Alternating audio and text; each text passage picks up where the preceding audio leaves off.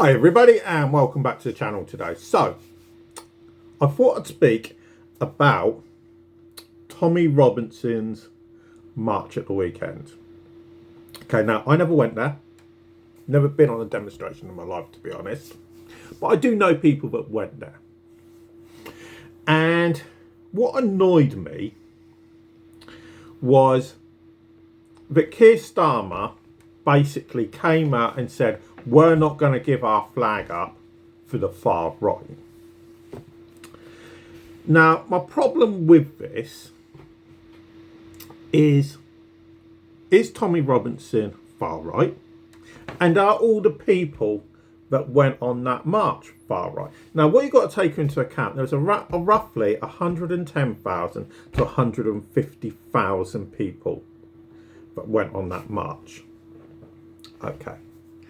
Now, are they all far right? No, I don't think they are.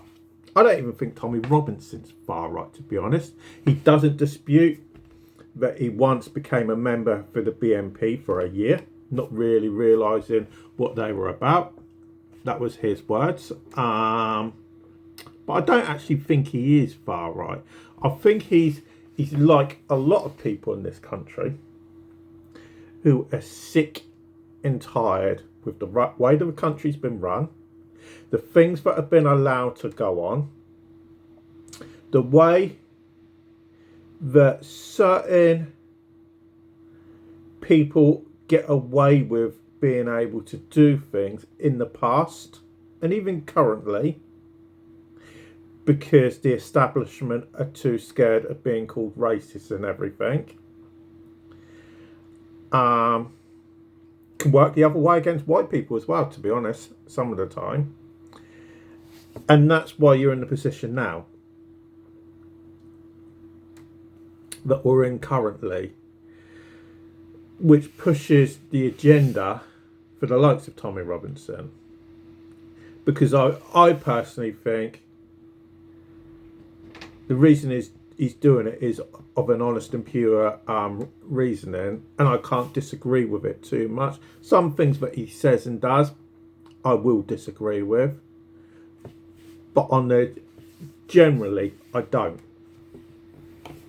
Now, this is the one thing that did annoy me though, that the press have basically been complaining 26 police officers got injured. Okay, 26 police officers. So, take this into account and think about this. 26 police officers got injured. 25 people got arrested for assault. 110,000 to 150,000. Okay, think about that. Now, the previous week, Palestine Action demonstration happened in London as well. At that demonstration, there was approximately 20,000. So at the lowest estimate, there's 5 times more people there this weekend than there was for the Palestine demonstration. So for Palestine Action, 5 times less.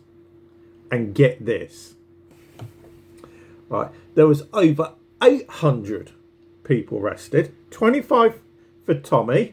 Over 800 people got arrested for the Palestine Action one. Okay.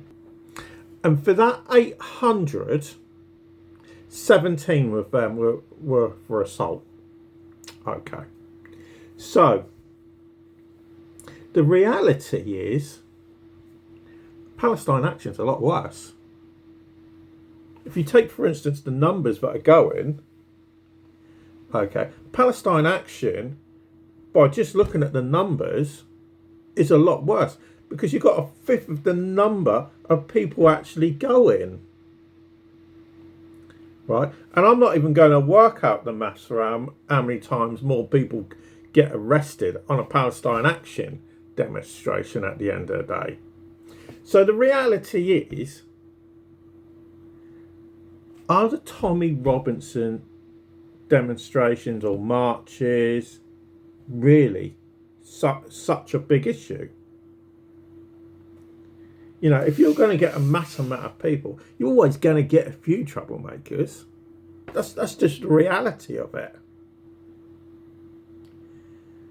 But if you take a look at the numbers that he has going to his, and he has support, he truly does have support. But when you look at the other marches that are going on, it says it all really. So why aren't the Palestine Action demonstrations getting called out a lot more? Why is it Tommy Robinson all the time? And I'm not a supporter of Tommy Robinson, but I do wonder why he's not being called out. The others aren't being called out, and why it is always Tommy Robinson always get called out. I know the reason, because they just want to call him a far right thug because of his past. Everybody has a past at the end of the day. So let us know in the comments down below what you think. But for now, thanks for watching, and we'll speak to you all again a bit later.